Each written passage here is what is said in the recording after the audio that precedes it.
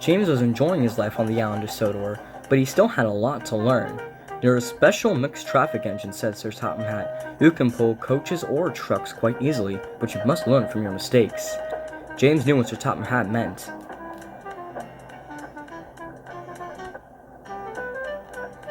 He could well remember that dreadful accident on his first day. Be careful with the coaches, James, said kind little Edward. They don't like being bumped. Everyone came to admire James. I'm a really splendid engine, he thought, and suddenly let off lots of steam. A shower of water fell on Sir Topham Hatt's nice new hat. Then the conductor blew his whistle, and James thought he had better go. Go on, he puffed to Edward. Don't push, puffed Edward. The coaches were grumbling too. Don't go so fast. But James wouldn't listen.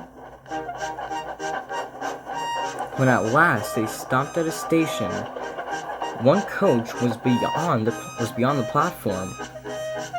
They had to go back to let the passengers out. But no one seemed to know about Sir Topham's new hat, so James felt happier. Presently, they came to the station where Thomas was waiting with his two coaches. Hello, James, said Thomas. Feeling better? That's right.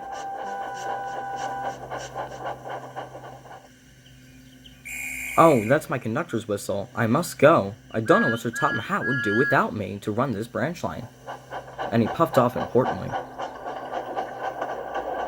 Edward and James passed the field where James had his accident. The fence was mended and the cows were back again.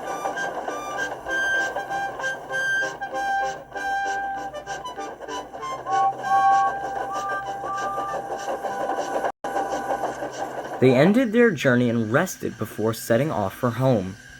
James was still wondering what Sir Topham Hatt would have to say about his new hat.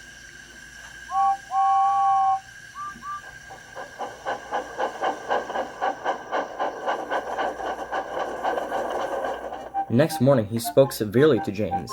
If you can't behave, I shall take away your red coat and have you painted blue. James didn't like that at all. He was very rough with the grumbling coaches, and he brought them to the platform. Don't talk, come on, he called to them. Gordon never fetches his own coaches, he thought to himself, and he's only painted blue. To make James even more cross, this time no one came near him. I'll show them, he thought. They think Gordon is the only engine who can pull coaches. Hurry, puffed James. You're going too fast, replied the coaches. James laughed and tried to go faster, but the coaches wouldn't let him. We're going to stop, they said. What's the matter? James asked his driver. The brakes are on. Leak in the pipe, most likely. You bang the coaches enough to make them leak in anything.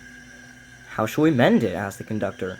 We'll do it with newspaper and leather bootlace, replied his driver. Well, where's the bootlace coming from? Asked the conductor. Ask the passengers, said the driver.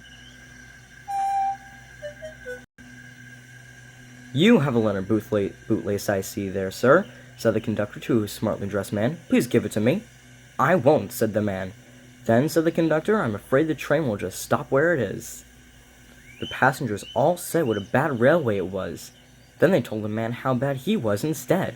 Everyone was very cross. At last, the man handed his laces over. The driver tied a pad of newspapers tightly around the hole in the brake pipe, and James was able to pull the train. But he was a sadder and wiser James, and took care to never bump coaches again.